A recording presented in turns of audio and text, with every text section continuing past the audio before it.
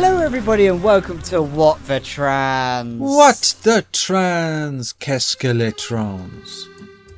Kestrilicons?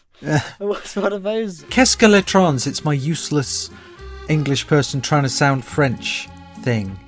Anyway, doesn't matter. How are you, darling? I'm doing well, not eating croissants this morning. I've got some chocolate if you want some chocolate croissants, but I'm doing quite well. It's a Saturday morning. We've sort of been banging out the script for a while, and aside from that, looking forward to watching some Doctor Who later tonight. Yes, indeed. How's the new series going? It's going well. I'd say, well, it's certainly interesting. I would go into spoilers, but I always consider whether an episode is good or bad or not is a spoiler to me, which is a bit OTT, but that's what it is. But I suppose if you want to hear our opinions on how the series has been, that you are fully aware of us spoiling it, you can check out our new podcast series. On our Patreon, we're going to be doing a series called Who the Trans, a series in which we go through each of the episodes of the Doctor Who series and give you our opinion. So yeah, that was how I've been. How about you, Ash? Yes, I'm good. I've almost unpacked all the boxes. Although I guess we have done that because it's not just mine. Although a lot of it was.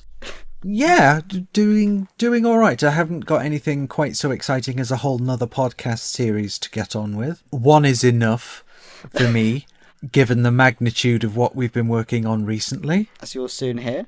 As we will soon hear all about. Yes, indeed. I am all right, and I'm trying to think of something interesting that I've done recently, but really the best thing I've done recently, and it was spectacular, was I played Disco Elysium. Have you played that? I've heard of the game before, but I've not really seen what it was about. So, you know how there's a very strong argument that video games are an art form? Yeah.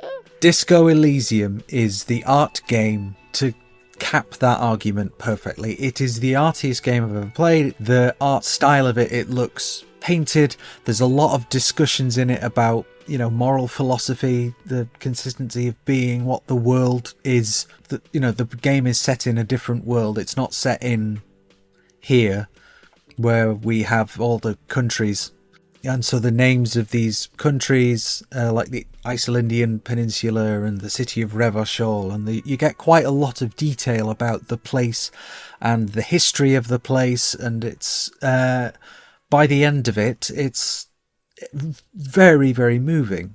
Very Lord of the Rings like by the sounds of it. Well, with the names of the titles. Maybe, I guess. So I guess Kai, who's a member of our production team, probably has a particular affinity with it because the game was made by an Estonian studio, at least a couple of people from Estonia, but they actually moved production to the UK while they were working on the game. But anyway, it's the third ever video game that made me cry, so that's quite an achievement. That it's a fantastic game, truly wonderful, and I look forward to replaying it differently. But I'm not going to do that right now. One of those multi-choice things with multiple different endings. Oh yes. I'm not really too sure about those ones because you sort of like you go through it and then you're like, oh gosh, I've got to worry about whether I've got the definitive ending or not. Yeah, you always want to have the best one, don't you? Yeah, exactly, and I'm always anxious because when I played Mass Effect 2, that was just a big anxiety machine for me. And when is Mass Effect 4 coming out? That's going to be I'm going to be booking days off to play that one. Yeah, I did for Mass Effect 3 and then was spectacularly disappointed by the ending, as were we all. Yeah, I think I played through the Legendary Edition about 2 or 3 days, and I was like, it can't be that badly ending, even though I watched the Let's Plays and saw what the ending was. Yeah. And then played it on myself. And then, the little shit boy that speaks to you at the end? Yes. I went to jokingly shoot in the periphery of this kid, and it went, so bitch! And I then had to replay about 2 hours of the video game again to then get to the bit where I actually make a proper decision. Yes. So that was embarrassing. You silly sausage. So I would say that's been the biggest part of this week, but another little small news story came out today. Yeah. Did it really? Did it really? Sort of, it won't do much really, but sort of there's this thing called a general election. A general election, yes. As you probably saw, about 119 rats are scarpering away from the sinking ship that is the Tory party, and you probably saw a big wet rat that was sat outside of Downing Street announcing the bloomin' thing. Which was, it must be said, politically very funny. So... And then Steve Bray just going out there with the bloomin' loudspeaker saying... Things Can Only Get Better by D. Ream, which is a band that Professor Brian Cox was in the 90s. Brian Cox? Yeah, the guy who does all the programs about space and wonders of the universe and wonders of the solar system. And bit of a lefty by the sounds of it. Yeah, only slightly. So, yeah, the 90s were a trip because this person who is now an extremely highly regarded and well-known publicly physicist was in a band called D. Ream, and they did the song Things Can Only Get Better, which Labour used as their sort of campaign song when they won by a landslide in 1997. And they're kind of on track to do something similar. Well, at least I bloody hope so, but yeah. Let's get into the details, shall we? So, aside from Brian Cox winning the 1997 election, shortly after the announcement, on the 24th of May, the Health Secretary, Victoria Atkins, told MPs in Parliament that she has a clear intention to ban private healthcare providers from prescribing puberty blockers, using a power handed to her under the Medicines Act. This would prevent private medical firms from selling, supplying, or importing puberty blockers. And to no one's surprise, Labour's Shadow Health Secretary, Wes Streeting, welcomed the approach, calling it justified and responsible in light of the Cass review. And according to a source from the Daily Hill, there is an intention to implement this before the dissolution of the government before the next election. However, it's probably best not to trust the Daily Mail. No, I tend not to. But if this is the case, it will make lives worse for countless trans kids and so many other trans people. And not to mention, if they're completely banning puberty blockers, what happens to the kids who are cis who get puberty blockers because they start precocious puberty, when puberty starts when they're like 6 or 7 or something? So can those kids not get them either if they're completely banned? Yeah, that bit remained very vague. I think... Yeah, because how would you implement that under the medicines ban to specifically say for the prescription of puberty blockers for trans children and not for cis children specifically? And alongside this, it seems to be targeting private medical firms, and it's always been cited. It's gender GP, because there's always a focus on overseas prescriptions on this as well. Yeah, exactly. And it's very much because Gender GP aren't the only ones who are based out of the country that do provide a level of private healthcare for trans people. There are a couple of other ones. But it also makes me wonder about the impact on, you know, the private gender clinics that have opened, like, was it Gender Plus we talked about in episode 70 odd? Yeah. Yeah. So I don't know where those two are based. They may well be based in the UK, but presumably they will be prevented from supplying puberty blockers if it's a complete ban for providing them to trans people. And it's like, you know, Parliament dissolves. As we record this, it's got, 5 days before Parliament will be dissolved in the run-up to the general election, and that's one of the things that they consider to be of critical importance, that they're going to try and get that through within that very limited time they've got left. So we shall see. If they manage to get it through. Yeah, I'm not wholly convinced, really, because, I mean, this does come from the Mail, doesn't it? And they will say, oh, sources suggest. Oh, and it's also The Independent as well. Oh, really? Okay, yes. All right. I met one or two of their journalists once. They were fairly nice, but...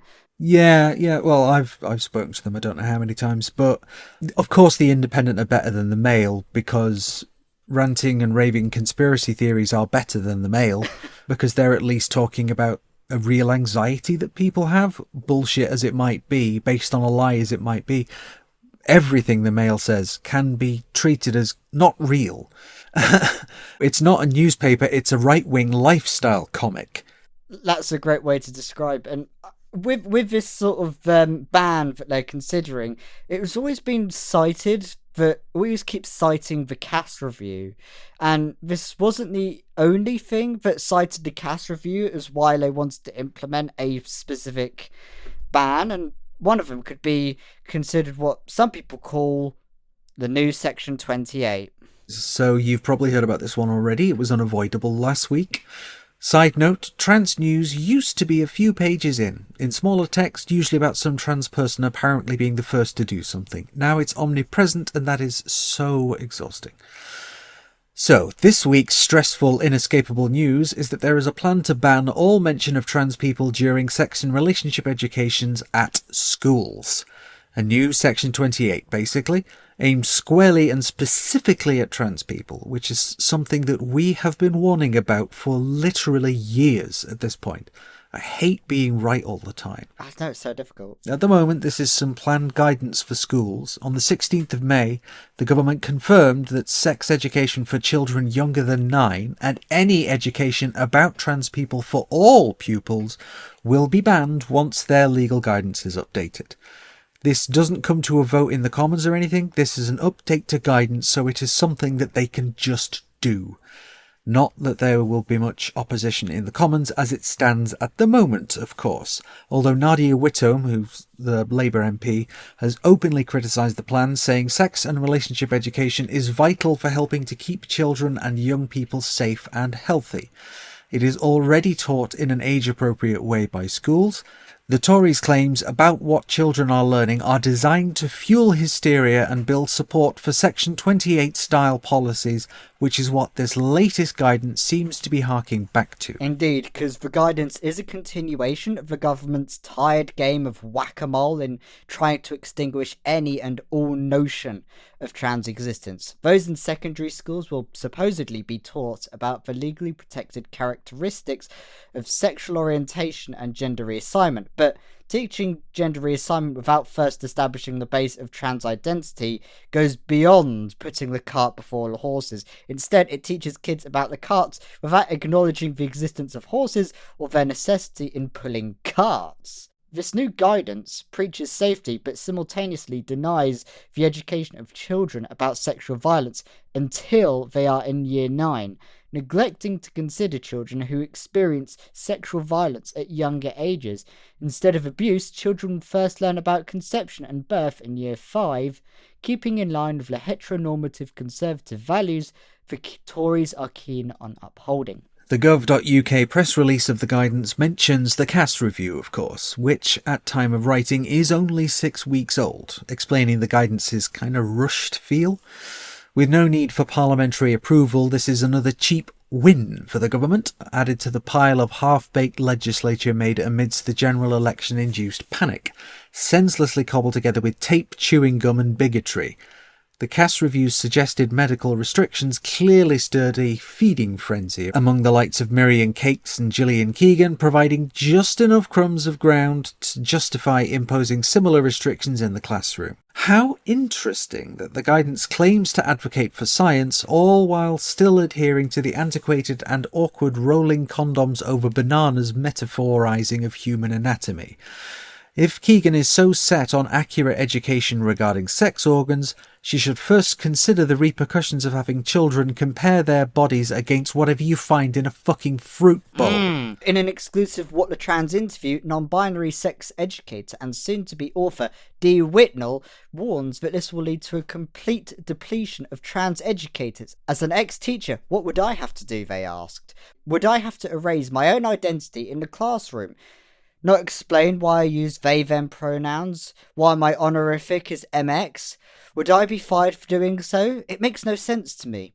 Dee worries that this change in guidance endangers trans students who are already out in their schools. How will their identities be discussed in the classroom? Will they be silenced? Erased? When talking about safe-sex practices, will anyone provide resources that are inclusive for them? Will they have to sit in a classroom with their biological sex and have to experience misgendering the entire lesson? Dee assures that they will be fighting every step of the way in the 8-week consultation period, fighting for and alongside the trans children the guidance fails to protect. Though they fear what else this might spell for trans erasure beyond the classroom. Trans author and activist Kestrel, in another What the Trans interview, likewise forecasts dark days ahead, claiming what little progress has been made in the years following Section 28 being repealed in 2003 will return tenfold, traumatising an entire new generation of trans youth. The new guidance, according to Kestrel, will undoubtedly prove vindicating for educators who still incubate prejudices carried over from the heyday of Section 28, as she pronounces during her interview. We're in a place where hate is, once again, on the agenda. So, yes, that's a lot of stuff we just threw at you, but yeah, this is not good. It's not a good look. The fact that it doesn't have to go through Parliament and they can just do this is of some concern, I think, because once it's in, it might be quite difficult to get it out. You know, not without getting someone to have to, or several someones, to have to completely rewrite the guidance and so chuck out that guidance and replace it with something new. But then that does mean that you have to come up with something new to replace it and say, well, we're going to chuck that out and replace it with this. So you need it, essentially, rather than just saying, okay, we're going to ditch that specific bit of the guidance, which I'm sure educators will really appreciate, that political tug of war. So, according to the Telegraph, on the 16th of May, Labour had declined to commit to keeping the new sex education guidance for schools, and both Keir Starmer, the party leader, and Bridget Phillipson, the shadow education secretary, fell short of promising that the guidance unveiled by the education secretary would be kept if they were to win office. The health secretary did stress the importance of age-appropriate teaching, and also saying that it was important to provide different lavatory facilities based on biological sex, which is a bit iffy there. She wants to look carefully at what the government is setting out. It's a draft consultation and there's a consultation.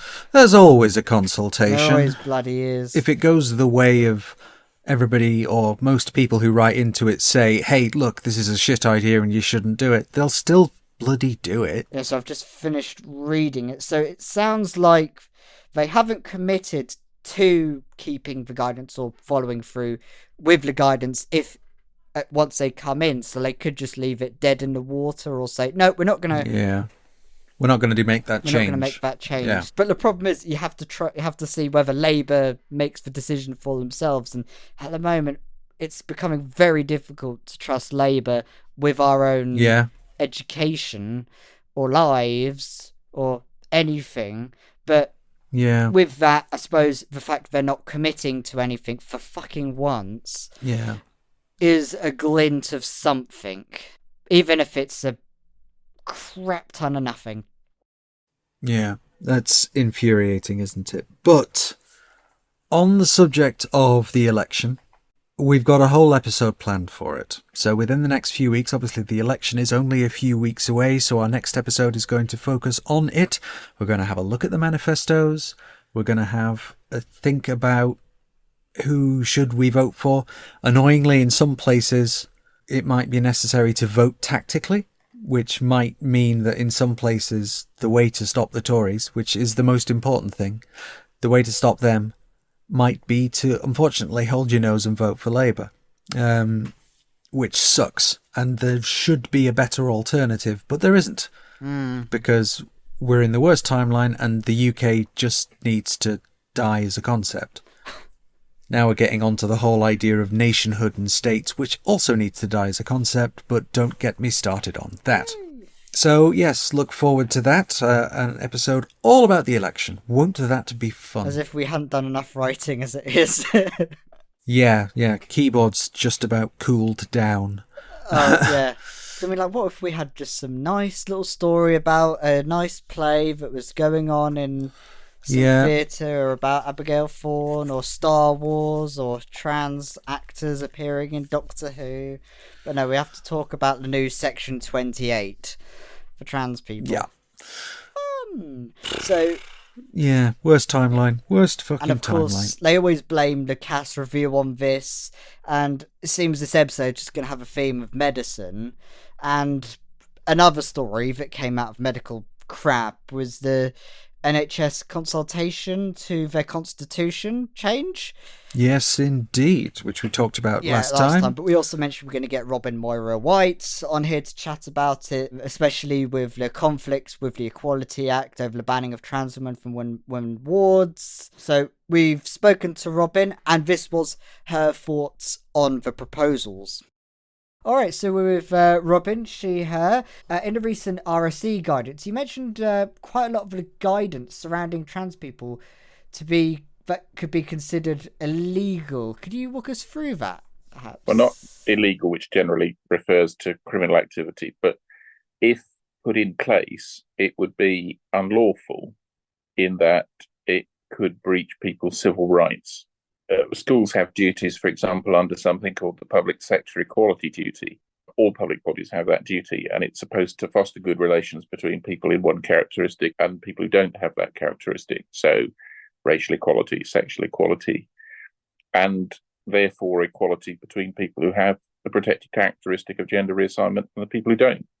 And if you don't teach about it properly, how can you do that? So I think there are one or two bits of the RSE guidance that seemed unlawful. There was mentions of, what was it? Well, there's a particularly bonkers bit where it says, if somebody asks about gender identity, only talk about biological sex, which is a bit like if somebody talks about French, only answer in German. Or if somebody were to ask about sexual orientation, only speak about the traditional family. That plainly would not be following the public sector equality duty. There's a lot of crap that's come from that equality thing, and I think I remember you mentioning that in the article you've written with Translucent there. Yeah, and there's an important bit of statutory guidance which is known as CASE, Keeping Children Safe in Education, which as yet hasn't been attacked and devalued in this way. And Casey makes the point, for example, that trans people should be treated like other people and are not in some way a danger. And I'm afraid to say what's coming out from government in the culture war that we are facing in the run-up to the election is an attempt to broadly say that trans people are some sort of danger in society. One of the things that I take from all of this so-called culture war right now is the fact that they're saying not to teach this in schools, yet when I was in school, I remember learning about every single different religion there was, just the basics, what it was, who they worship, what their Bible was, and so on and so forth. Yeah, just the basics, just so that I could understand other people. Yeah, indeed, and that's how you learn, that Jewish people, for example, might not want to be involved in work or social activities on a Saturday evening because their holy day starts at sundown on Saturday evening, and Jewish people Orthodox Jewish people won't want to travel, for example, after that time. So if you're going to arrange an event with Jewish people involved, you need to be conscious of those things. And if you haven't learned about it, how can you know? Exactly.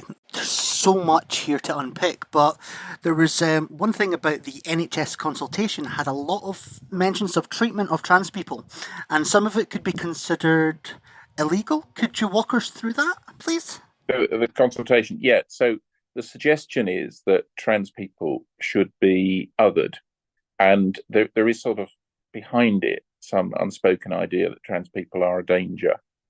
Now, an organisation called Translucent has made a number of Freedom of Information Act requests to NHS trusts around the country.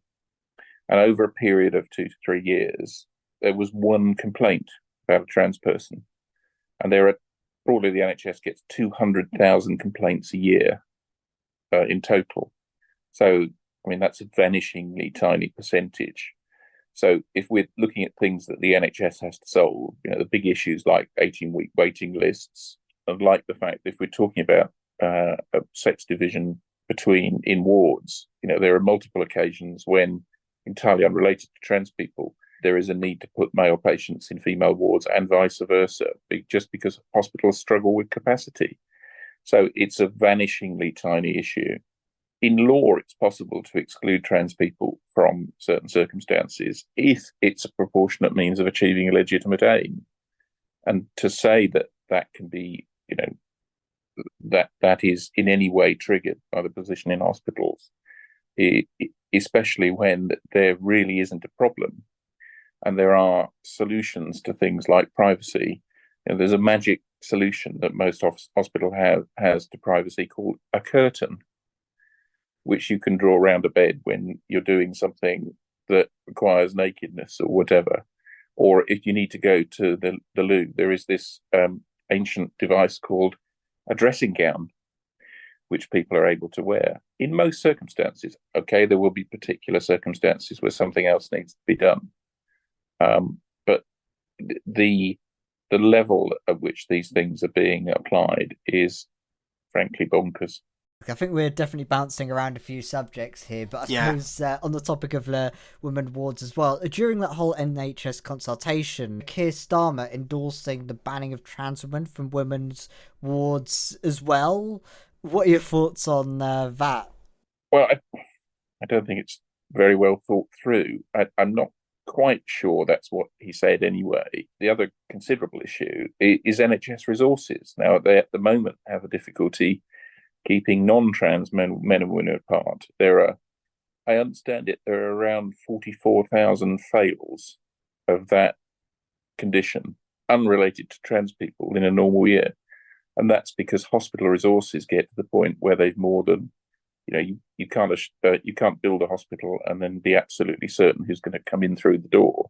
Specialist wards are mixed in any event, but as I understand, there are, as I say, around 44,000 fails of the male-female split normally on the NHS because it's a resource issue. You'd have to build larger hospitals. If you have £100,000 to spend on your local district general hospital, is that the way you want to spend it? I do want to say I've had some NHS treatment over the last year, and I cannot be appreciative enough of the care that I had. Now, that happened to be on a specialist ward where men and women were being treated on the same ward. There were small bays of men and women, particularly within the ward. But I have to say, I wouldn't be here without the NHS treatment I've had over the last year, and I can't let a discussion of the NHS go by without making that point. So, A, I've had experience of the issues we're talking about, but B, I couldn't be other than completely appreciative about the care I've had. Yeah, I absolutely agree. Here in Scotland, every time I've had to be in hospital over the last 10 years, they've been nothing but fully supportive, fully inclusive, and they always do a fantastic job. On the subject, though, of potentially banning trans women from women's hospital wards, is there any way that is allowed in the Equality Act? As you said earlier on in the Equality Act, there is a provision to stop trans people from entering same-sex spaces when they meet certain criteria. There's a split in the law. So we have the 4 Women in Scotland cases, which you're well aware of, have been looking at what sex means in the Equality Act. And broadly, they've said sex, with some exceptions, sex means legal sex, as opposed to biological sex. That case is going to go to the Supreme Court probably later this year. But it almost certainly means that a person with a gender recognition certificate will be treated for all legal purposes in their affirmed gender. So chances are that it would be direct discrimination to exclude someone in that circumstance from the ward that matched their GRC. If someone doesn't have a GRC, it's almost certainly indirect discrimination because somatically their affirmed gender doesn't match the wrong ward, as it were. So if you put them on the wrong ward, we get into indirect discrimination. Now, indirect discrimination can be justified if it is a proportionate means of achieving a legitimate aim. Can I just ask quickly, what are those proportional means? Well, these things are judged on a case-by-case basis, and that's a phrase that is used in other forms of discrimination as well. Could you give us an example on where a trans woman might be excluded from a women's space? Yes, and exclusion is the highest form of, complete exclusion is one thing, but providing services in a slightly different way. So if there was a breast screening service, and breast screening is often conducted in a sort of mobile van that comes around to outlying locations, and there was a need for a degree of communal nakedness. Sometimes the privacy isn't that well arranged within the van, for example, and it might be a proportionate means of achieving a legitimate aim to have the trans woman, say you had a trans woman who was early in their transition, for example, bring them along at the start of the service, at the end of the service, with a gap between them and the next patient. So they are being dealt with slightly differently from an ordinary patient. And that might be a proportionate means of achieving a legitimate aim. It wouldn't be proportionate to say no service. It wouldn't be proportionate to say travel hundreds of miles across the country to get to your service.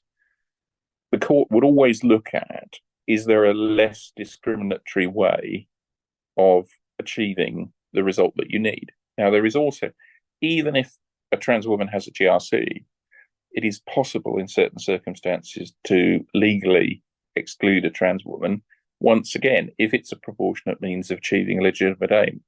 It might be a slightly higher test for someone with a GRC, but the same sort of considerations would apply. And ultimately, what you have to find is the least discriminatory way of achieving it. One of the areas that is sometimes spoken about is use of the toilets or changing rooms. And there might be, there are some people with particular religious convictions that mean that the sex split is very important as far as that religion is concerned. So let's assume that you had someone with that particular religious conviction. Now, what is the least discriminatory way of achieving that? For the trans woman to be required to use a different changing room, or the person who requires more privacy to be offered the opportunity to use a private changing room? And the least discriminatory way, of course, is for the person, the objector, to be given the opportunity to use a different facility. Flashing back to all the scenes that I used to watch on television in the 90s from things that happened in the 80s when it came to Section 28. And, well, here we are again. Speaking of legislation, though, we're bouncing around again with different points here. There was recently a call put out by Kemi Badenoch, the Equalities Minister, and regarding finding examples of bad guidance on the Equality Act. What are your thoughts on this? Well, I've certainly taken her up on it. I reported the HRC produced the most dreadful set of non-statutory guidance on single-sex spaces and services in April 2022, which gets, in fact, precisely the point we've just been talking about the least discriminatory way of achieving a position wrong, because it suggests that what you should do is exclude the trans person as opposed to provide facilities for someone else who might require more privacy. And so I reported that guidance to Kemi's line. And has she reacted to that in any way at all? There's been a deafening silence from Westminster since, but I mean, the reporting line is still open. And it's another one of these culture war things. Trans people we're going to be a focus until the election. My take on this is that what this is an attempt to find a crack between the Conservatives and Labour, where the Conservatives can say, aha, look, Labour aren't the party of women. Labour aren't protecting women in the way that we Conservatives would be. And so I think we're likely to face more and more extreme anti-trans stuff from the Conservatives in the run-up to the election, with Labour sitting on the side. And there's been some criticism of Labour for not coming out completely openly in terms of being against these things. The Labour Party has a traditional ability to start fight with itself in an empty room. And one of Keir Starmer's achievements has been to hold that together. The Labour Party might not have the most inspiring platform, but at the moment, really, you've basically not got to be the Conservatives, and then you'll win the next general election. And that appears to be Sir Keir Starmer's strategy. And one couldn't criticise him for it particularly at the moment. One thing I can criticise Keir Starmer for was last year I had the opportunity to put a couple of questions to him on LBC phone-in. And he turned round, and when I asked, what gives him the right to say anything about the Scottish Gender Recognition Reform Bill, about how his Labour MSPs voted for the bill in its entirety.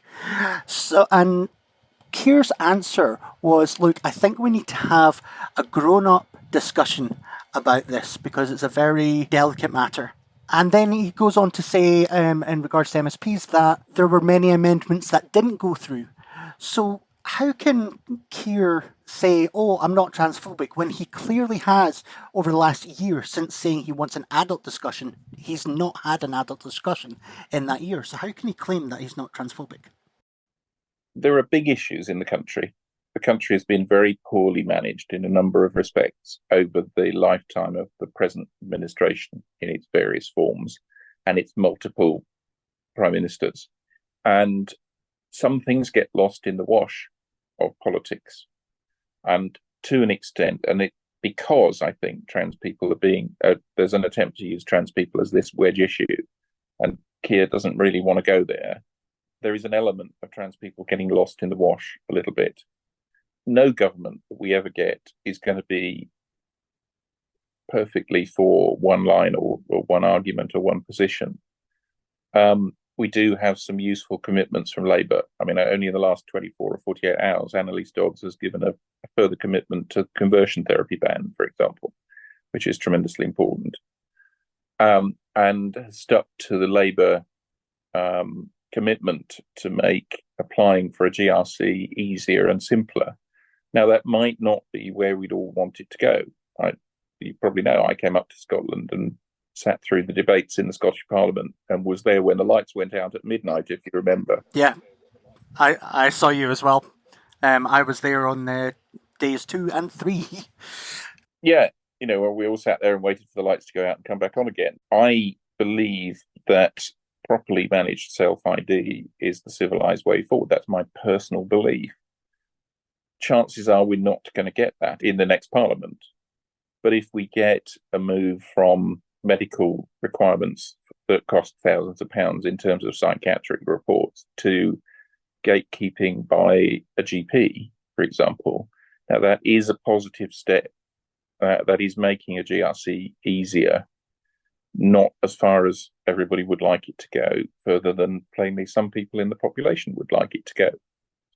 And if we can hold the line but make positive moves forward, then that's a good thing. It's not as good as the advances that people might like, but it is a good thing, at least, to hold the line. And the Equality Act has managed to survive 14 years of Conservative government almost completely intact, which I'm frankly amazed by. I don't think it would survive a new Conservative government anywhere intact. I'm sure there would be attacks on it. Labour regard it as one of their crown jewels because they put it through back in 2010.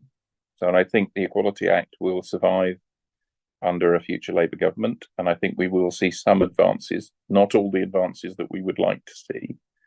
And I think there's an element of winning the argument, showing that the advances that will be made, that conversion therapy ban is a good thing, that getting a GRC is a good thing and doesn't have consequences that people have been saying it would have. And if we can demonstrate those things, then we can make more gains in the future. Do you think then that after the election, should Keir Starmer win, that he will be more sympathetic to trans-related issues than he is being just now? Well, I think at the moment there are a lot of very careful, slightly Delphic statements being made, and on occasion slightly contradictory statements being made by Labour. I think we have to realise that there are bigger issues than trans people in the country at the moment, and the issues that for us are at the forefront of importance are somewhat down the list for a new administration that's got to get the country back again, moving together again and moving in the right direction again and not fighting with itself as we've been doing recently. Then hopefully we make those advances for trans people.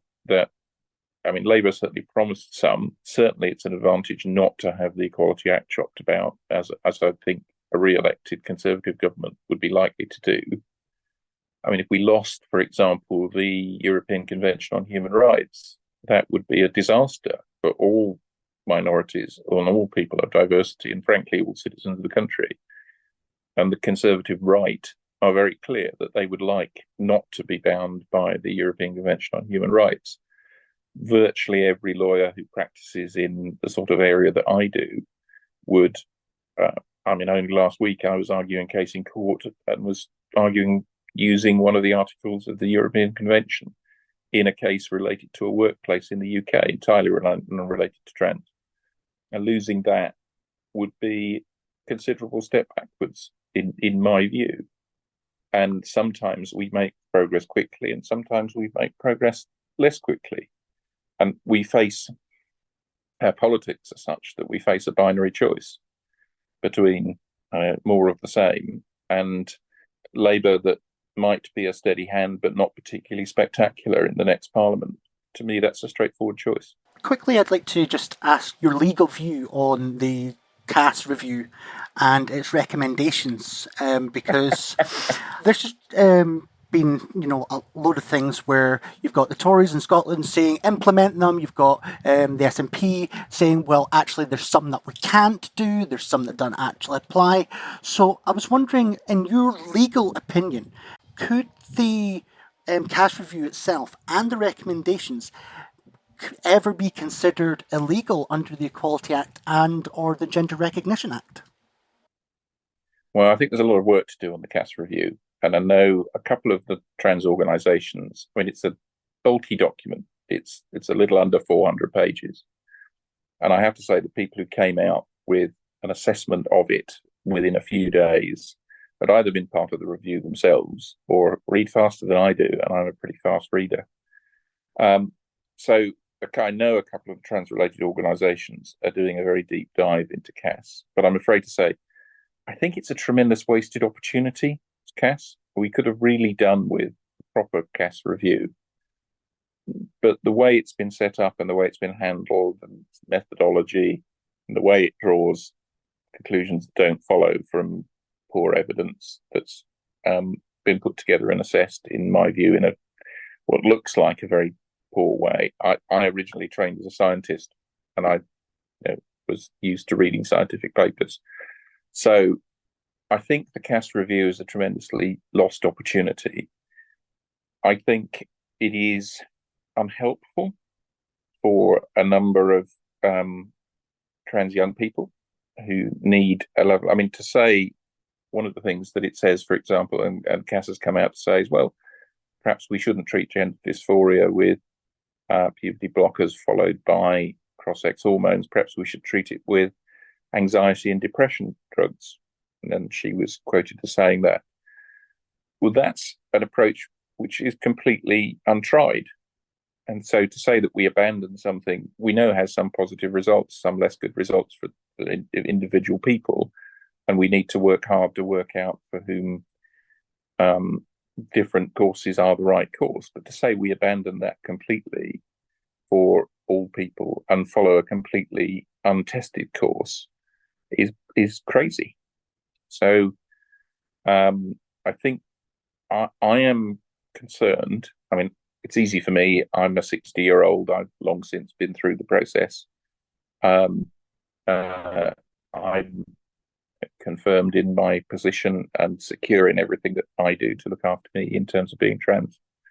I'm fearful for the position of younger people. Who are they worse off? Because, I mean, the waiting lists were utterly dreadful anyway. So even if they'd signed up to the treatment long before the Bell case, for example, they weren't getting it because to get through the process and get in front of a gender specialist and the recommendation onto an endocrinologist was very, very, very difficult anyway.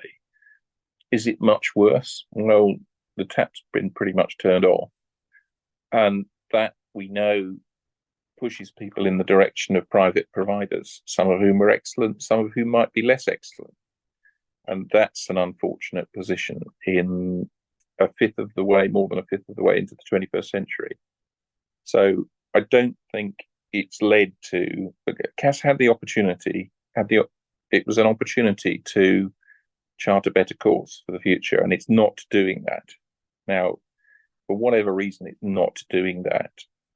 That's a tragedy for trans young people now, and we need to find a way forward so that people get on to what for them is the right pathway. That's an enormously big question for society to solve. Cass isn't the answer, and I don't know, at the moment, I don't know that we have a different answer. We need a different answer, in my view. It was a very thorough interview. I think Robin, we'll have to have her on again. We're starting to accrue a certain amount of lawyers to bring onto the podcast now. Yes, indeed. We've had all sorts of interesting conversations over the last few weeks, haven't we? But more on that later. She's a good interview subject, isn't she? She knows her shit. She's great to consult with. She's very knowledgeable and has done some great stuff and been consulted in quite a lot of cases, and knows the Equality Act inside out, as some of the examples she gave during that interview. But yeah, I suppose that was the news. Yes, so now we have to do part 2 of that thing we promised you we were doing. So let's get on with it, shall we? So, to start off with this meet, we're going to have to issue a content warning. There will be lots of talk of medical treatments and suicide in this, so just to let you know if you don't wish to proceed further. So, break out the Bon Jovi, because we are halfway there. We're on the second half of our cast review talk, and this time we only have 2 parts left of the actual review to talk about, and then a third part, which is going to be us discussing the fallout. I don't ever want to look at this fucking report ever again. Yeah, I agree, absolutely the same, because for the last month and a bit now, it has just been all cast review all the time in What the Trans Towers. So hopefully we can just kick this one out the door, put it behind us, and start thinking about something else. Pages of Cass plastered on the office walls, just... Yeah, absolutely. And I haven't even engaged with the election stuff yet, because there is about to be an election as we record this. It's been announced, because I've been too busy thinking, right, I'm just going to stick a massive pin in that and come back to it when I have got the emotional bandwidth to be able to cope with it once we've got this fucking cast review thing done. Oh, exactly. It's like once we got the bump out the way, it's somewhat smooth sailing. Yes, indeed. Let's crack on, shall we, with part 4. So part 4 is clinical approach, and clinical management looks at what we need to do to help children and young people to thrive, the purpose, expected benefits and outcomes of clinical interventions in the pathway, including the use of hormones and how to support complex presentations. And for the one after that, we're going to be looking at part 5, which is the service model considers the gender service delivery model, workforce requirements, pathways of care into this specialist service, further development of the evidence base, and how to embed continuous clinical improvements and research. So let's jump right into part 4. Now, part 4 essentially goes over what care young trans people will get. A lot of this is highlighted in the recommendations. So we spoke to several people who worked in caring for young trans people in the NHS, and their insights on this shed some light onto what was recommended.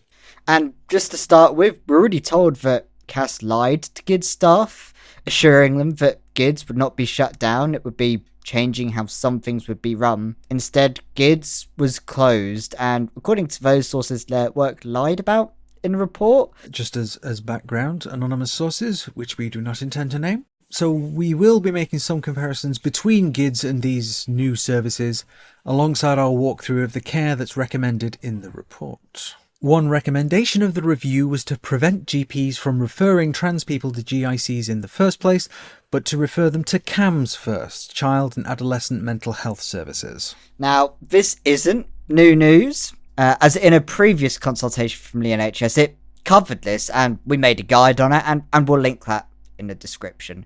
So once you finally got referred, you would immediately be affected by the recommendations made by Cass. So to start things off, the first recommendation was, given the complexity of this population, these services must operate to the same standards as other services seeing young children and young people with complex presentations and or additional risk factors. There should be a nominated medical practitioner, paediatrician/child psychiatrist, who takes over clinical responsibility for patient safety within a service. Now, we are told that in GIDS this wasn't done before, and to put it simply, Cass wants a doctor overseeing the care of the young trans person rather than therapists or psychologists. And there was some apprehension over the fact that this person who would take charge of this treatment would not previously have been trained in gender identity and not have experience in working with trans people. So, Immediately, Liz is showing Cass as trying to distance itself from Gids and further medicalise the process. And following on from this, in recommendation 2, clinicians should apply the assessment framework developed by the review's clinical expert group to ensure children or young people referred to the NHS services receive a holistic assessment of their needs to inform an individualised care plan. This should include screening for neurodevelopmental conditions, including autism spectrum disorder, and a mental health assessment. The framework should be kept under review and evolve to reflect emerging evidence. There were some long words in that one.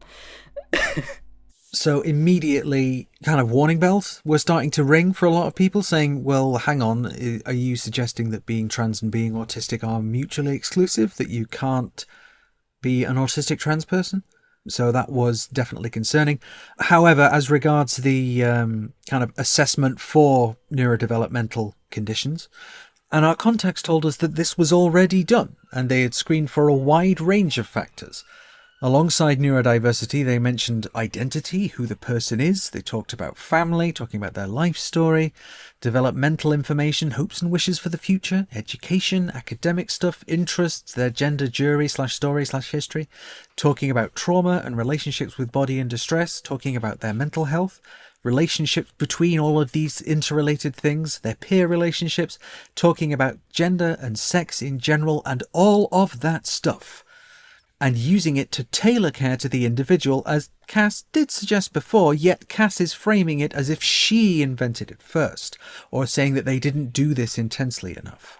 One part was also quoted to have been saying they should also be aware of the parent/carer expectation and the impact these may have on the young person's priorities, or alternatively the potential for significant disagreement/fragmentation within families about the nature of the child or young person's distress. Now, this could be taken as either put anti-trans parents first or work on family counselling to ensure parents are more accepting or be less evil, but we all know how this depends on the intentions of the clinicians involved. Alongside this and the recommendations, it's essentially recommending more intense screening for neurodevelopmental conditions and using what they would say a differential diagnosis.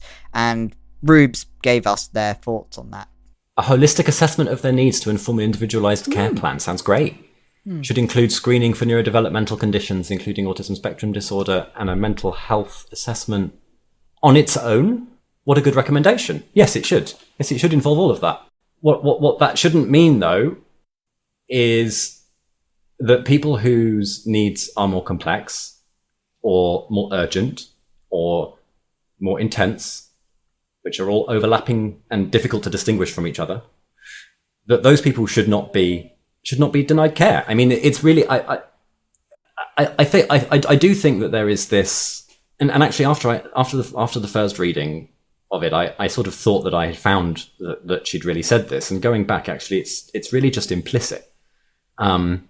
This idea that autistic people are really susceptible to social influence, and there's a lot of places where she'll make a point about autistic people are different in some way, usually, quite a deficit-oriented way of saying that. And then the next thing she'll say is, teenagers are very susceptible to social influence. Now, the reason she's saying that is because she can't say autistic kids, or at least it may not be the reason, but she can't say autistic kids are very susceptible to social influence, because that is exactly the opposite of true. Like, that is false. Autistic people are less susceptible to social influence, and that fact undermines every part of her argument that connects with this overlap. So if she would address the question of autistic susceptibility to social influence, her whole analysis would have to change. But, then she would have had to have read, anything I'd ever written, or answered any of my emails, or somebody like me. And in the Cass review, it mentions the tiered approach, and essentially reads as a step-by-step, which we'll quote here. It addresses urgent risk, reduce distress and any associated mental health issues and psychosocial stresses so the child or young person is able to function and make complex decisions. And it co-develops a plan for addressing the gender dysphoria, which may involve a combination of psychological and physical treatment options. Now, that definitely sounds like a deny it until desistance approach to us, especially as it said try reducing distress and any other associated mental health issues and psychosocial stresses, and then the next step is to treat the gender dysphoria. Section 11 also seems to obsess over pushing for talking therapies and obsessing over a one over the other approach where blockers and talking therapies can't be used in conjunction with each other and pushing for an alternative approach. Then Cass uses a quote from a trans child that they spoke to who said, "I think it's helpful for people to know that there's not only one route or one set way to transition or to be trans. They might want just hormones or just surgery. People are different with different experiences, presentations and bodies, and it's fine for that to be the case. It's okay to have different plans for your medical transition."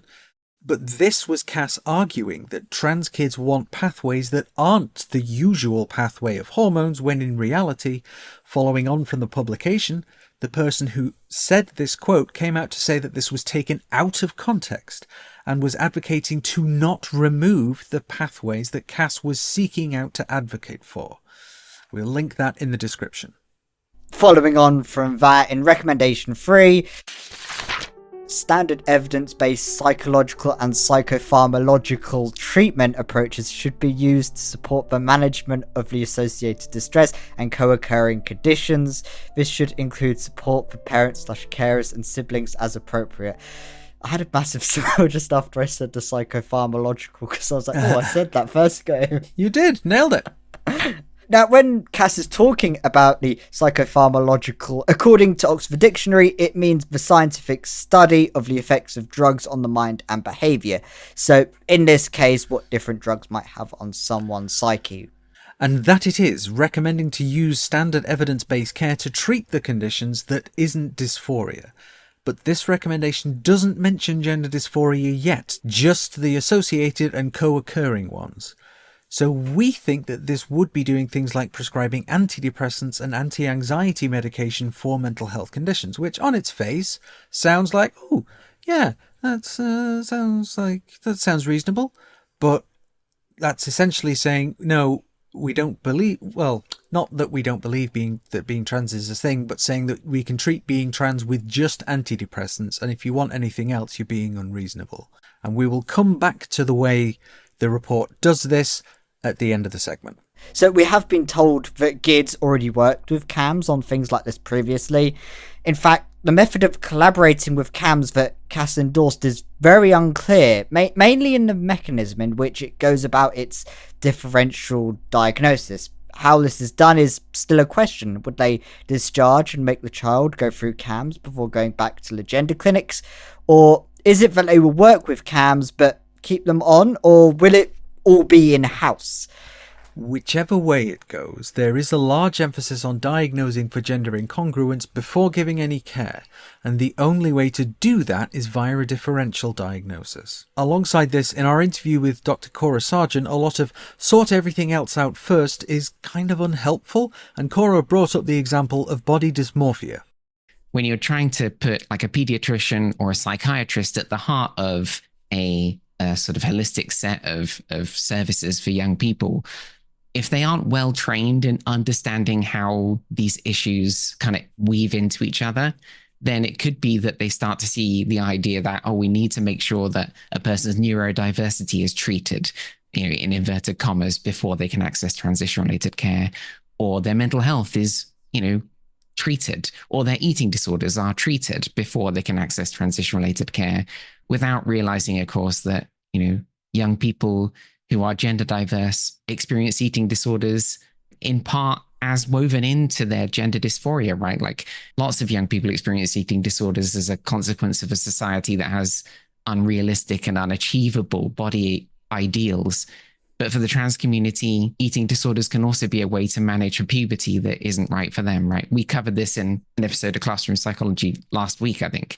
You know, eating disorders are something that the trans community, young people, it's a part of managing puberty and the changes associated with puberty when you can't get access to transition-related healthcare.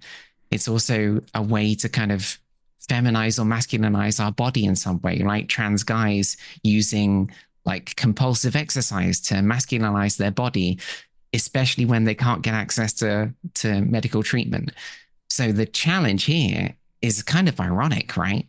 You got a service set up that's designed to potentially treat somebody's eating disorder, maybe before they can get access to transition-related healthcare. We really hope that's not the case, but it could easily become the case. And if that happens, then it might be paradoxical in effect, right? Because giving young people less access to the transition-related healthcare they need responsively might lead them to use eating disorders behavior as a way to manage the changes that are otherwise happening against their will with no consent from them, right? They don't consent to the puberty that they're being thrown down. I feel for them. Cora Sargent there, who is one smart cookie. Cora has a podcast of her own, Classroom Psychologist, and she has done her own 2-part deep dive into the Cass review, so you should check her out. Yeah, that was a very interesting point that Cora made. And alongside that, in recommendation 4, it says that when families or carers are making decisions about social transition of pre-pubertal children, services should ensure that they can be seen as early as possible by a clinical professional with relevant experience. And when we spoke to our contacts, they raised the point that GIDS has no control whether kids socially transition a lot. They can't just go, that's a dangerous skirt. Reubs had this to say about the discouraging of social transition and the fact that they wanted to make it a medical thing. From the summary, point 76. The systematic review showed no clear evidence that social transition in childhood has any positive or negative mental health outcomes, and relatively weak evidence for any effect in adolescence. However, those who had socially transitioned at an earlier age were more likely to proceed to a medical pathway, by which they mean medical transition. Although it is not possible to know from these studies whether earlier social transition was causative in this outcome, lessons from studies of children with differences in sexual development, which is a sanitized version of disorders of sexual development, better known as intersex conditions, show that a complex interplay between prenatal androgen levels, external genitalia, sex of rearing, and socio-cultural environment all play a part in eventual gender identity. So yes, that's all fine, but you can't then claim that we don't know whether affirming someone's gender identity through social transition is helpful or refusing to do so harmful. And you certainly can't claim, as she does in 69, that the intent of psychosocial intervention is not to change the person's perception of who they are, but to work with them, to explore their concerns and experiences and help alleviate their distress, regardless of whether or not the person needs to go for a medical transition.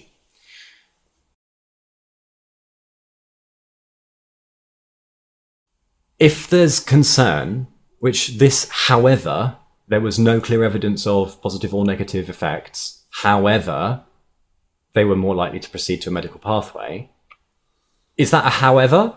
Or is that a, also, by the way, it was probably the people who socially transitioned were the ones who needed to socially transition because they were also the ones who medically transitioned, right? Like, there are so many other ways this can be interpreted, but however suggests that the main way to interpret this finding is as a problem. There's another bit here. I'm really glad you're editing this because it's going to... Love you, Amber. For the majority of young people, a medical pathway may not be the best way to achieve well-being. That's paraphrasing slightly. For those young people for whom a medical pathway is indicated, it's not enough to provide this without also addressing wider mental health and psychosocial problems, including these. Now, she's doctor, we need evidence for things, right? So where did she get this majority from? Right. And given that she obviously doesn't have anywhere to get this majority from, is this claim that a medical pathway is not the best way to achieve well-being for that majority, is that not suggesting that there is some other way to achieve well-being? And what might that be? I mean, if it's not conversion therapy, what is it? Then, so it says again that the intent is not to change someone's perception of themselves. It is harmful to equate this approach to conversion therapy as it may prevent young people from getting the emotional support they deserve. The review also heard that some staff had looked at how standard evidence-based treatments, in this case third-wave CBT, could be used to help young people to manage their gender-related distress, stressing that this can be achieved without pathologizing or changing a young person's gender identity. However, this was not developed into a full research study. You can't have it both ways.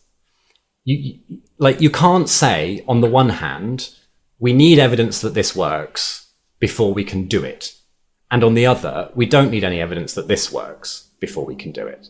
And you also, I don't think you can say that you're not advocating conversion therapy and then say that somebody can treat their gender-related distress with CBT instead of transition. That is conversion therapy. Applying CBT to gender dysphoria in a way that is not exclusively and explicitly about locating the problem where the problem exists, i.e. in society and not the individual, and therefore is supportive of your desire to get treatments, so again, we're back to this thing of we've tried to put all these different responsibilities into one person, and you can't.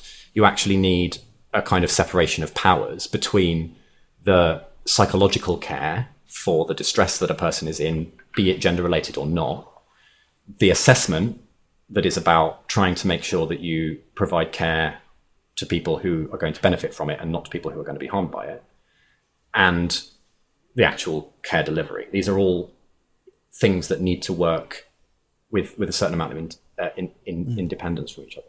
So there were a few points raised there, and a lot of it does give the indication of, conversion therapy. The whole part about emphasizing CBT or cognitive behavioral therapy is quite damning in itself, and using that as if it's an alternative to social transition.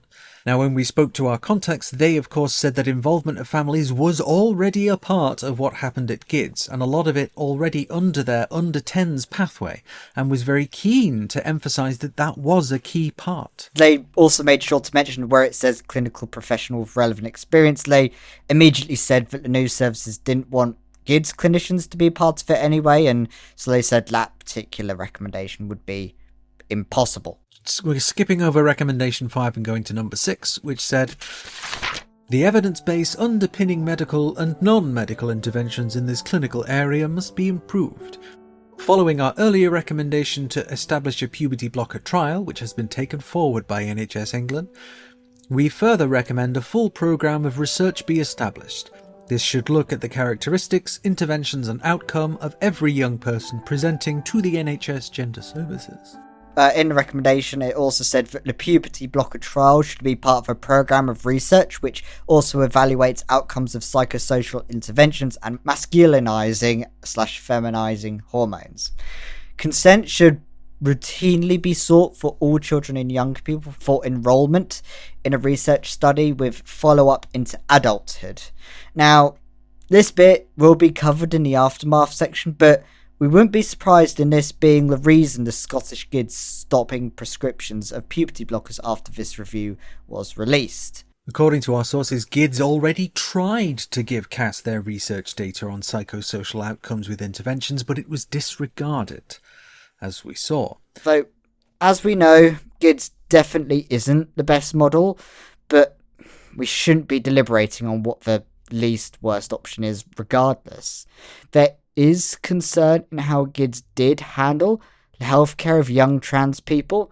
For example, record keeping and a large number of other aspects. Our contact also mentioned that there was a lot that should have been improved, and now we're in this position.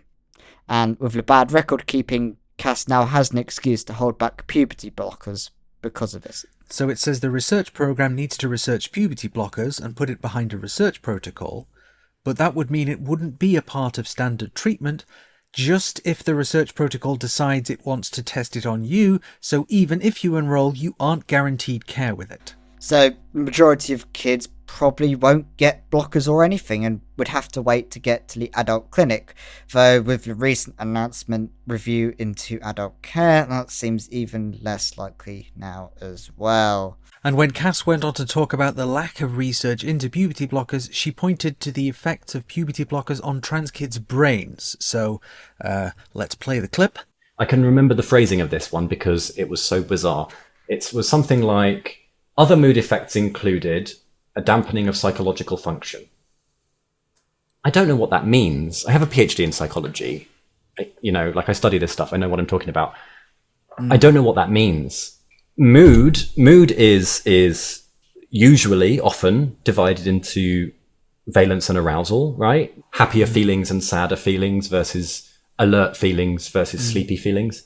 Is she saying that it results in people being sleepy? It is associated with a bit more sleepiness. So is puberty.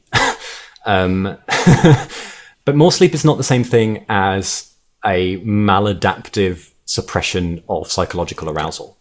I mean, also, if she's saying, like, if there was a study, I haven't seen one, but maybe there is, a study that shows a difference in arousal when people are on puberty blockers. Well, if we're talking about trans people, that's to be expected because their anxiety levels will be lower.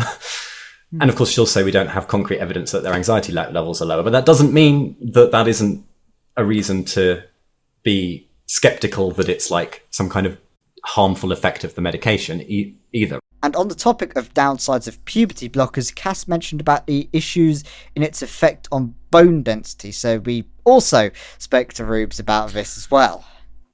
I want to quote this, and then I'm going to quote from the study that she's citing. Of course. So this is in 1443. Multiple studies included in the systematic review of puberty suppression found that bone density is compromised during puberty suppression, and height gain may lag behind that seen in other adolescents. Height gain, I agree with. The systematic review they refer to is the one that they commissioned that was carried out by their specially selected cis people. And in that systematic review, the specially selected cis person wrote, 5 studies found decreases in bone mineral apparent density and Z-scores pre-post treatment. However, absolute measures generally remained stable or increased or decreased only slightly. Results were similar across birth-registered males and females. One study considered timing of treatment and found similar decreases among those starting puberty blockers in early or late puberty. In the context of bone density, a Z-score is where you have standardized your estimate of bone density based on the age of and gender of the person in question. And so when you get to puberty, that first of all, that's when genders diverge. Second of all, that's when you get a lot of increases in puberty that you don't get before puberty after birth and before puberty in bone density. So these Z scores, they're telling you where they are relative to people who aren't on puberty blockers at the same age. So given that puberty triggers an increase in bone density and we have blocked puberty, is this a surprise? Do we expect that this is going to be reversed with either the assumption of the endogenous puberty or the provision of an exogenous one? Yeah, that's the right assumption, and it's also borne out by evidence. There's also evidence to suggest that trans girls in particular have lower bone density before they start puberty blockers than cis boys of the same age, for reasons that I think probably have to do with access to participation in sport. And at one point suggesting, and we quote, studies should evaluate whether simple measures such as stopping periods with the contraceptive pill have the potential to manage immediate distress, as well as more conventional evidence-based techniques for managing depression, anxiety, and dysphoria. None of these alternative approaches preclude continuing on a transition pathway, but they may be more effective measures for short-term management of distress. It seems it's saying use the birth control pill instead of hormones or puberty blockers, and at points also saying that normal antidepressants and anxiety meds would be alternatives too, as we mentioned a little earlier on. And this is what Reubs Walsh had to say about this. At some point in this, she talks about the idea that puberty blockers have become much more, spread fast and with relatively little evidence. But unlike birth control, when puberty blockers came on the market, they'd already been being used in children, albeit different children with a different indication, for decades. I also think that another reason why birth control spread quickly is because there was really a lot of demand for it, because it gave people control over the most intimate aspects of their body. And there are lots of reasons to, like today, in 2024, there are lots of reasons to be concerned about the long-term safety and efficacy of birth control. Like, there's a lot of unanswered questions. People who take birth control to prevent ovulation, there is a lot we don't know about the consequences of that. And there is a lot of reason to think that there could be some really quite serious adverse ones. None of it compares to pregnancy. suicide's a pretty big adverse event. And when I was preparing this part of my notes, I spent ages trying to dig it up, but I can't remember which one it was. But one of the studies from the Dutch clinic in adolescents had a kind of it was like treatment as usual versus puberty blockers, I think. In any case, they had one patient they mentioned who committed suicide during the course of what was not a very long study, who had been placed in the no treatment group for a variety of reasons. And they use this, they mention the suicide and use it as an explanation for why they were right to classify that person as not suitable for care. And, there is also evidence that, if you look at the number of suicide attempts that, it's self-report, but if you look at suicide attempts, people who asked for puberty blockers and were denied them in adolescence have a higher rate of suicide attempts than even people who didn't come out until adulthood. So having a sufficiently intense awareness of your, let's use gender incongruence for now, or your transness, having that awareness earlier, clearly the I don't necessarily know that it's actually necessarily all about gender, right? It could, at that point, it could be, well, they figured out that this is what they want, and it's about their body, and it's happening, and it's out of their control, and there is somebody who has the ability to give them back control who is refusing. And that is traumatic, that is violent. There's also data to support the idea that, if children ask for puberty blockers and you don't, and you say no, there is a risk of suicide from that. And that's a very serious adverse event. Like birth control, like abortion, the alternative to not providing the treatment comes with significant adverse events, significant risk that outweighs, I would argue anyway, the risk of providing the treatment. There's also the fact that so far it's relatively rare for people to procure puberty blockers from outside of a regulated medical pathway, but it will get a lot more common now that new prescriptions have been banned. It just will. That's what's always happened. It's what happened with abortion. It's what's going to happen. And as the Cass report rightly notes, these sources of medications are incredibly unsafe. And I really think that, while we're doing the analogy, how do we think people would react to a review? Some people would react really well to it, unfortunately, but a lot of people, most people, normal people, would react to a review that had only cis men, and specifically cis men who didn't have any experience in obstetrics, deciding about the safety of birth control and abortion. Because if you're a woman or an obstetrician, that makes you biased.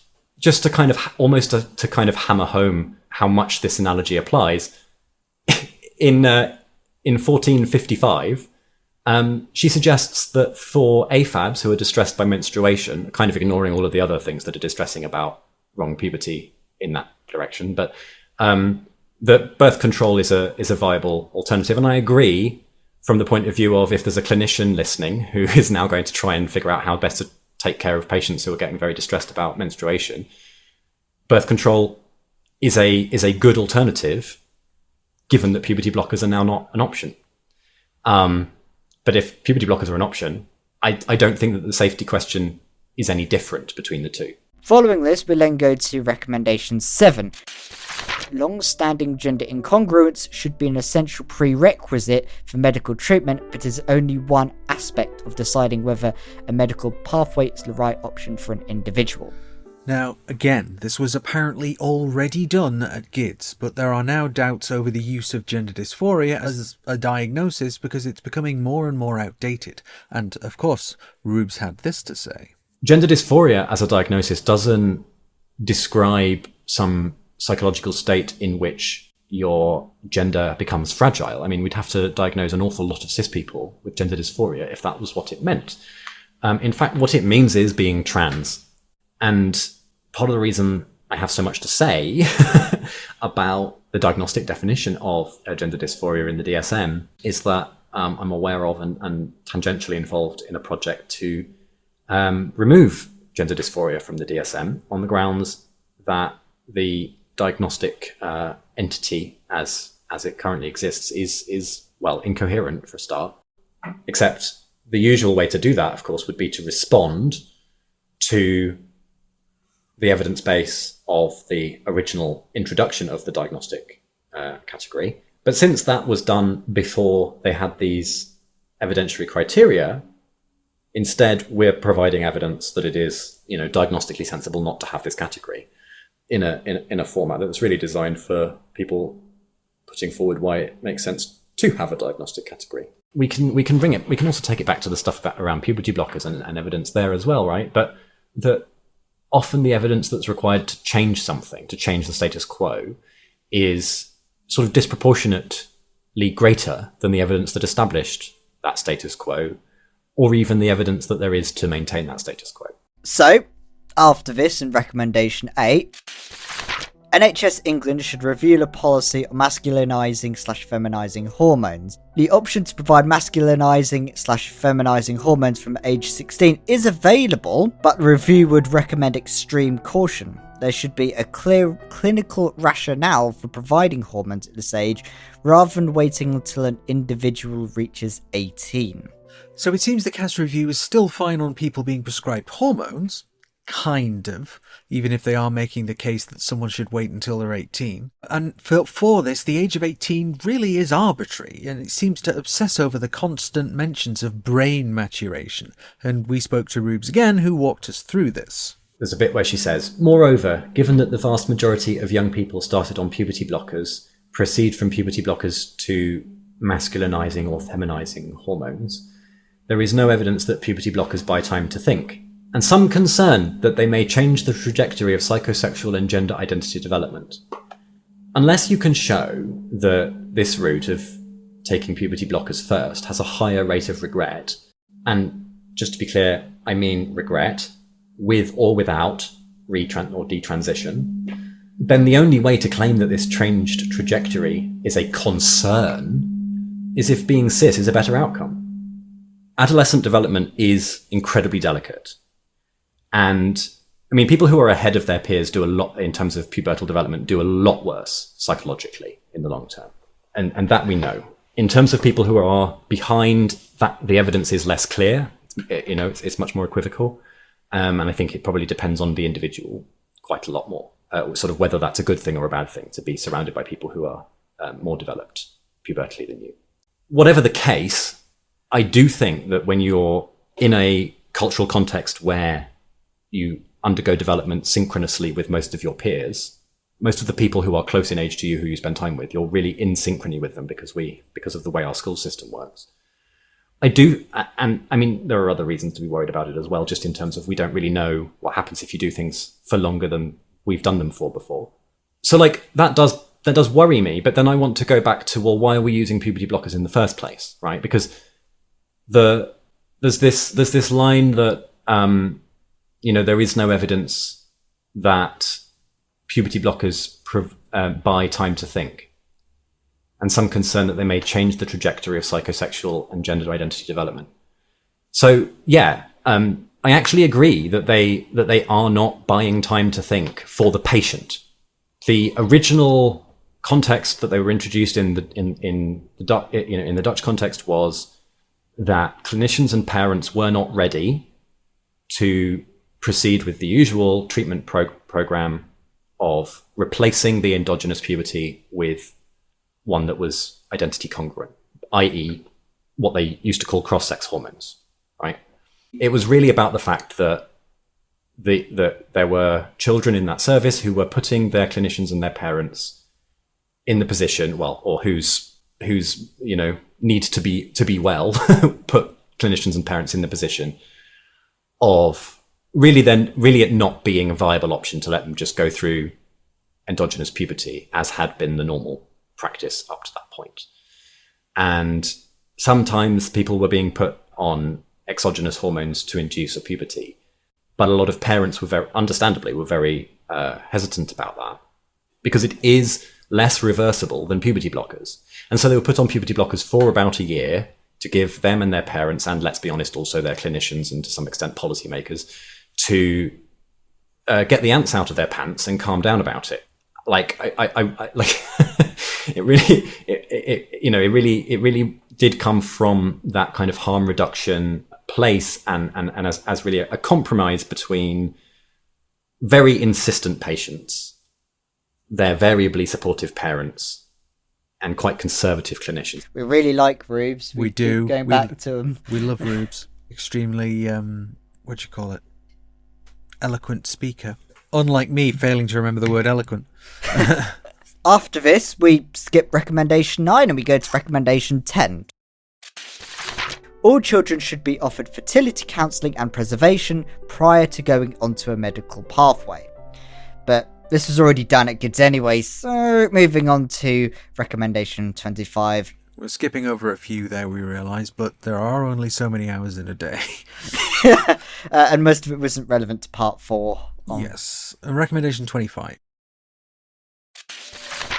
NHS England should ensure there is provision for people considering detransition, recognising they may not wish to re-engage with the services whose care they were previously under, which, again, has been done under GIDS anyway. According to our sources. Yes. So now we move on to 26, not skipping too many then.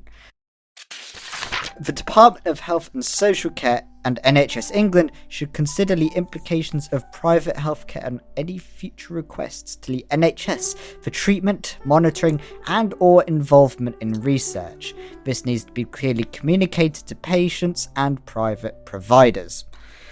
And this is where it has quite a few people worried. When it comes to this, and in the cast review, it is vague about what GICs should do if a child is using a private service. It doesn't say to discharge them or refuse treatment till they come off of it.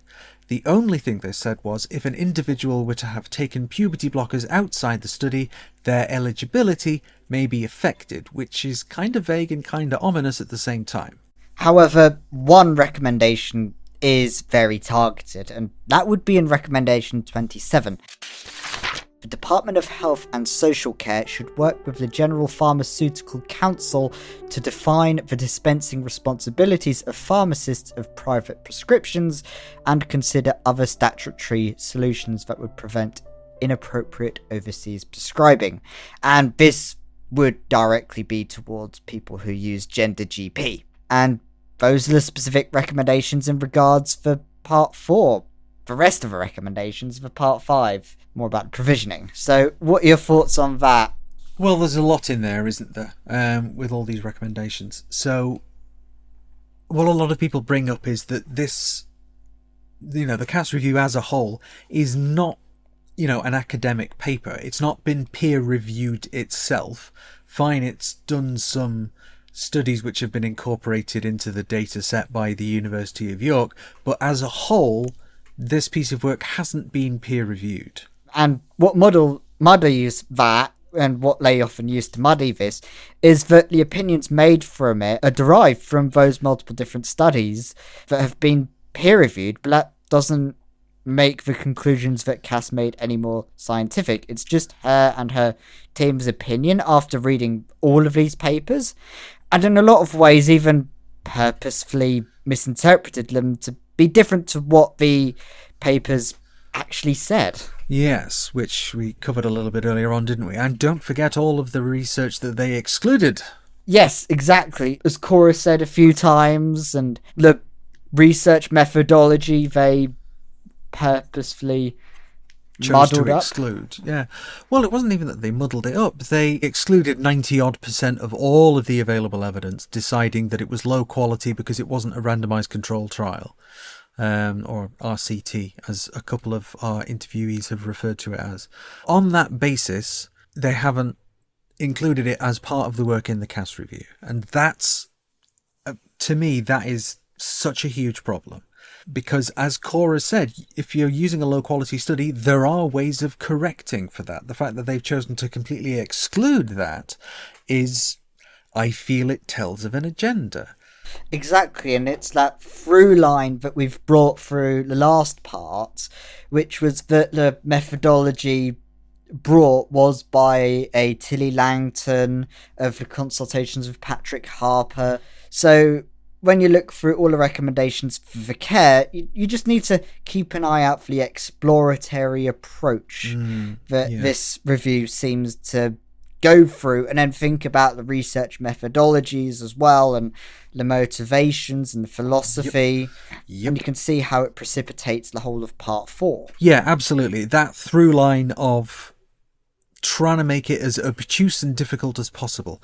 And unfortunately, things don't get any better on that subject in part 5, unfortunately. It's also interesting to mention earlier in one of the recommendations, it's still included in the research protocol about hormones treatment, which most people would have just considered an absolute blanket ban because it's a Tories anyway, which, even if it's behind a research protocol, is still a bit strange, but it's still a shit review anyway. But that was just of a little talked about thing that I just found a bit like, once we stop talking about the care that there was, we suppose we've got to look at the logistics of how they want to go about providing this quote-unquote care. Which brings us on to part 5. The service model considers the gender service delivery model, workforce requirements, pathways of care into the specialist service, further development of the evidence base, and how to embed continuous clinical improvement and research.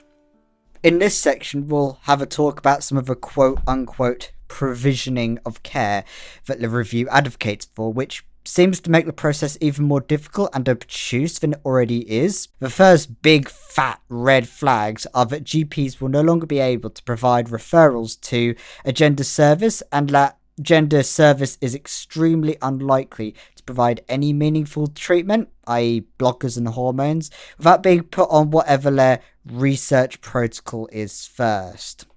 So we had a chat once again to Reubs Walsh about this. Yay! As far as I'm concerned, this is crackers. Because where is the caution about subjecting trans kids to the wrong puberty? Such a delicate stage of development. 16 is too old of a limit. Puberty blockers in trans kids basically exist to avoid having to admit that. We also want to highlight this little gem from section 94. Although retrospective research is never as robust as prospective research, it would take a minimum of 10 to 15 years to extract the necessary follow-up data.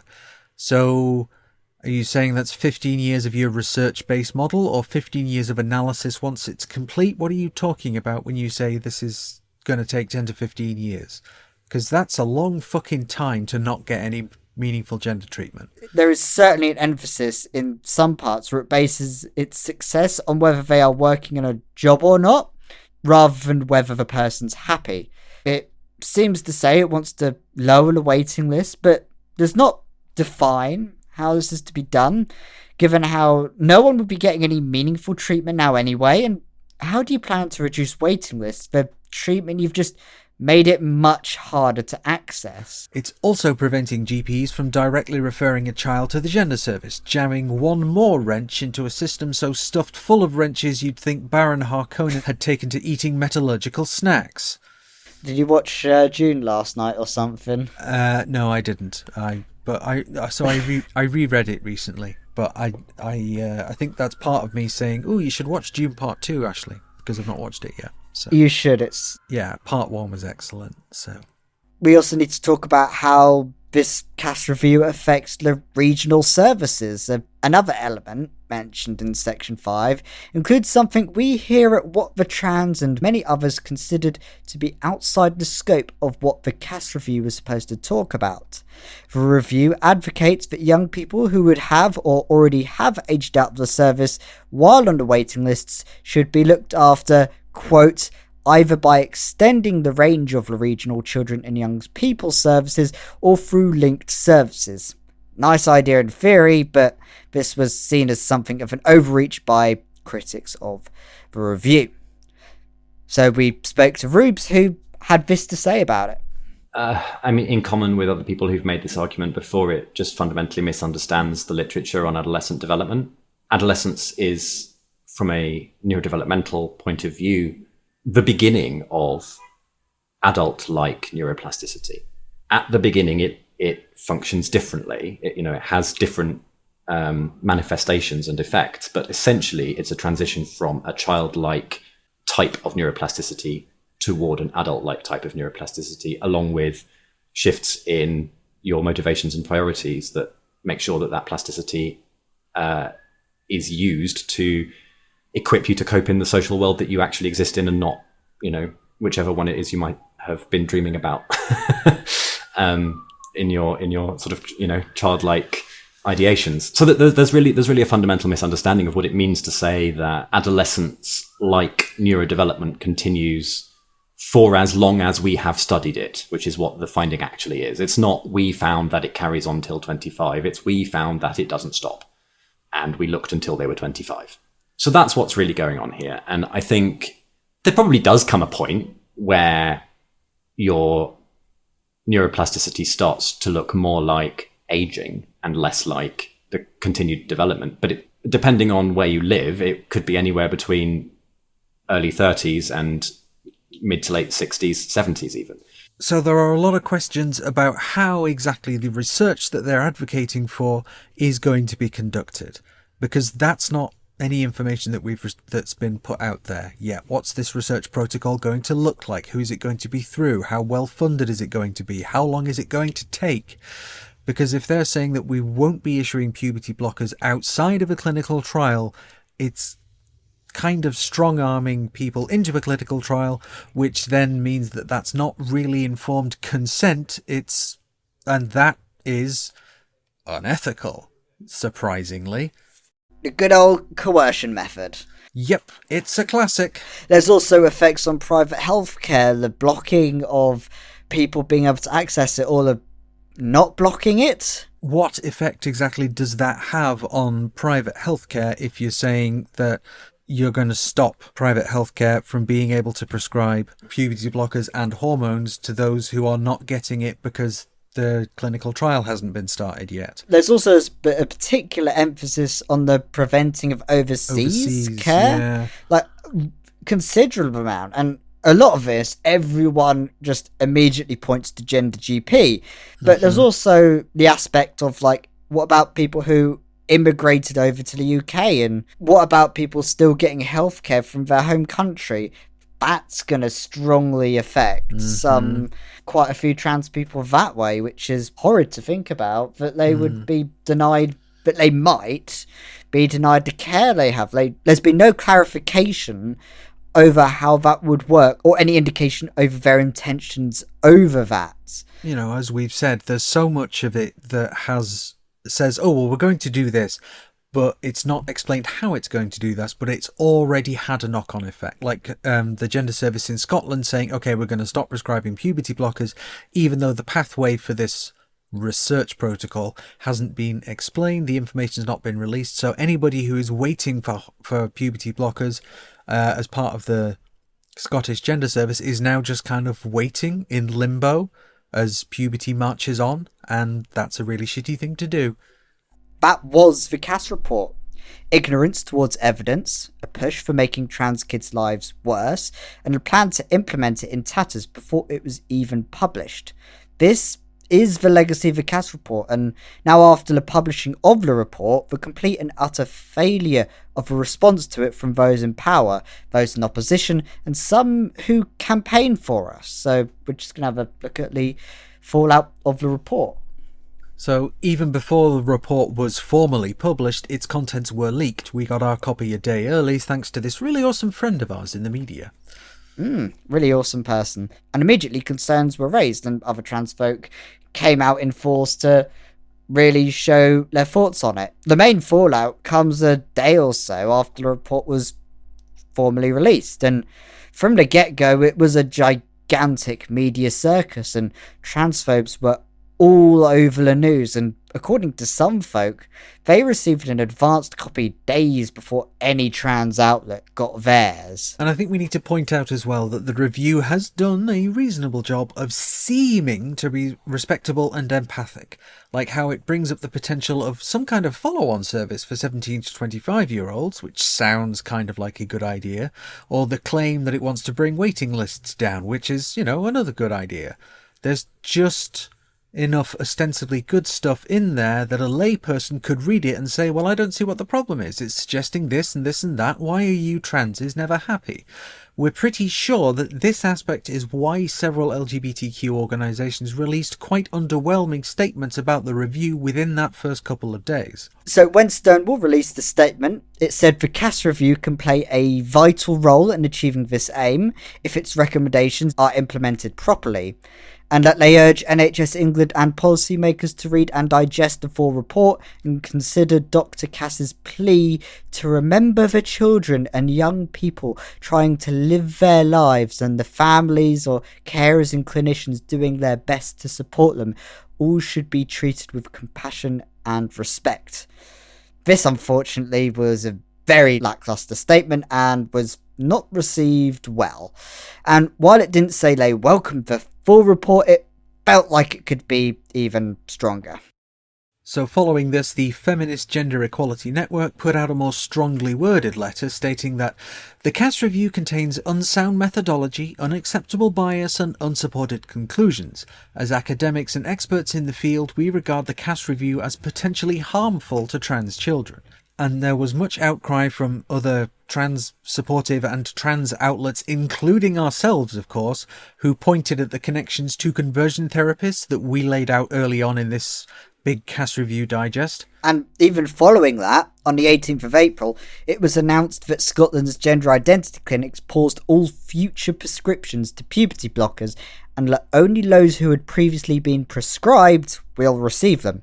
And this understandably sparked outrage in the trans community, and the following weekend a protest was staged outside the clinic.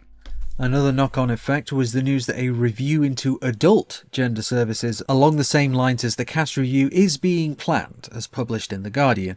As we've said for I don't even know how long now, once they've halted young people's ability to transition, they'll come for the adult next.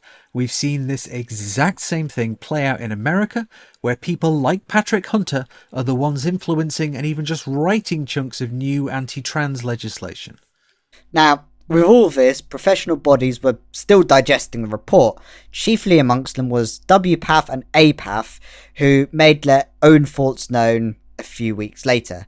So, in a lengthy statement, it said that WPATH and USPATH remained deeply concerned about the facts regarding the Cass Review's process and content, as well as its consequences for the provision of care for trans and gender diverse youth. It also said it was concerned about a number of aspects. The first was the appointment of Cass onto the board and pointed to the fact that the process was without transparent or competitive process, and that Hilary Cass is a paediatrician with hardly any clinical experience or expertise in providing transgender healthcare for young people. Furthermore, Hilary Cass lacks significant research qualifications or research expertise in transgender health. They also call the Cass Review an outlier, ignoring more than 3 decades of clinical experience in this area, as well as existing evidence showing the benefits of hormonal interventions on the mental health and quality of life of gender-diverse young people. They then went on to say that WPATH and USPATH also have serious concerns regarding the ethics of the provision of puberty-blocking agents for the young TGD people in the United Kingdom in the context of a research protocol only, TGD being trans and gender-diverse people. 2 days prior to this statement, the government issued its new RSE guidance, a guidance which would be considered a new Section 28. But we won't go into any detail here as we already walked you through it in the news section. But this is an example on the wide-reaching implications of the Cass Review, and this is regardless of whether the people who made the decisions read them properly or with good intentions. It's used as an excuse to make our lives worse, regardless or not of the contents. And what we have found out from Susie Green is the effect that this will have on trans kids, including the effective ban on puberty blockers. We are going to have to issue a content warning again for suicide. On the 2nd of May, Susie Green, ex-heads of Mermaids, put out a tweet stating that since the Belle v Tavistock ruling, 16 children have died from suicide. A year prior, the number was 1 child. Further on from this, she asked how many more kids must die before the direct correlation between denial of services and death by suicide is recognised, and stated that the faux concern and what about the children is a smokescreen for bigotry. The UK is ignoring all the evidence that proves gender affirmative care saves lives. And this is what is at stake with this Cass review. Now, all of this is terrifying. And we know that there are going to be some trans kids who do listen to this podcast. Thank you guys and gals and non-binary pals. And we just want to say this. We are worried and angry for you. Every adult in the room is worried too, trans or cis, and we are fighting to make sure you get the best care that you can get. We and so many others are working to at least try to make sure we can keep you safe and defend your healthcare. The battle might appear to be lost, especially with an incoming Labour government saying they'll stick with the Cass report as a roadmap, but this is just one battle in a much larger culture war, and we will never stop fighting for your rights and ours to be us, to be ourselves, to be free. And if you haven't already, let us radicalise you to get involved. Change only comes when people work towards it. You can find or form mutual aid groups, you can write to your MP, stage protests, and get your cis friends to join us in solidarity. Join an anarchist collective, make protest art and staple it to a cabinet minister's clothes. There are so many options. We're with you, we love you, and there's always still hope. We have to believe that. We want to thank all of the people who helped us with the reporting on this review. It has been one of our most complex productions we've ever had. So we just want to thank Kai, Lucy, Milo and Rowan from what we've been calling our consultation team for their analysis piece when the report first came out, and for speaking with us on the pod. And Trans Safety Network for assisting them when providing them with some fantastic intel on the connections the Cass report had with conversion therapists. And we want to thank the folks who wish to remain anonymous for speaking with us about the NHS care and the information around that. And finally, we want to thank Dr. Cora Sargent, Dr. Reubs Walsh, Dr. Natasha Kennedy and Dr. Cal Horton for their fantastic insights that they all had, and for helping advise us when we were doing all of this writing, and for speaking with us on the pod. And we really appreciate it, and hopefully we have all kept you all informed and up to speed on what this infernal report was, and with this information we've given you, help you fight this. And whilst this culture war wages on, we can help provide you with the information to fight it.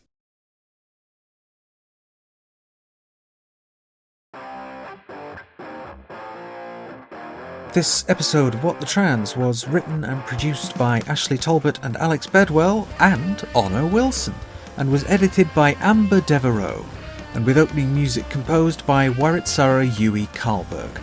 We'd also like to thank our Patreon producers, who are Katie Reynolds, Georgia Holden Burnett, Grabalicious, Alex T, Root -1, Gray, Elizabeth Anderson, Bernice Roust, Ellen Meller, Jay Hoskins, Trowan, Ashleigh, Matty B, Squid Xena, Setcab, Jane, Roberto DePrunk, Rose Absolute, Sarah, Sina, Kiki T, D, Sky Calais, Eric Whitman, B, Jude, Monsieur Square, Fergus Evans, Anubis the Jackal, Kamina, Brandon Craig, Break the System, Sean Phillips, Heidi Reardon, Ezra, Sophia the Sixth, Lentil, Philippa Tuprog, Clara Volume, Amelia, Corvina Ravenheart, the trans metal DJ from Twitch and VR chat, will play Saint Lucifer for props. yeah, Tabitha Jo Cox, aka Candy, Fiona McDonald, Torikuso H, Murgatroyd, Ontologically Unjust, Stella, Cindergosa, Rebecca Prentice, Crazy Richard, Dan Oblivion, Florence Stanley, The Cthulhu Kid, Helen _ Ellie Hollingsworth bought too many magic cards, if that's even possible, Nick Ross, Melody Nix, Fiona Punchard, John. Nick Duffy, C.B. Bailey. Gordon Cameron, Ted Delphos. Wen Riverup, Vic Parsons. Patreon user, Vic Kelly. Catherine, Sabrina McVeigh. Cassius Adair, Melissa Brooks. Karakan12, April Heller. Sophie Lewis, Alexandra Lilly. Claire Scott, Ariadne Penier. Lauren O'Nions, Bernard's Pink Jelly Bean. Lanos, And Chris Hubley. Thank you for watching. Bye! thank you for watching.